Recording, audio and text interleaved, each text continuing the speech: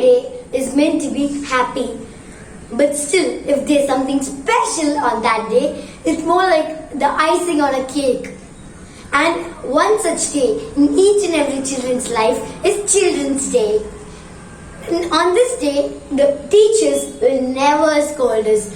Wow, how relieving is that? And then our parents will give us a lot of gifts. They'll never beat us and they'll never scold us on this day.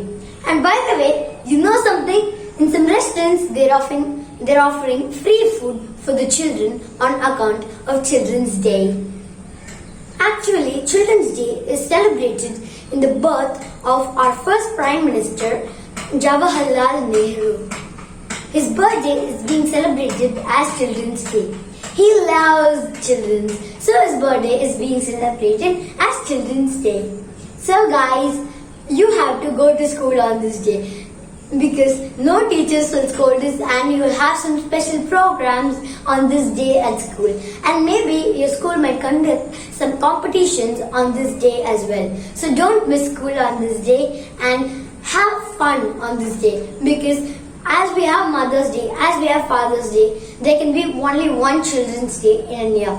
So enjoy your fun time at school today and enjoy your fun time at home with your friends and so on.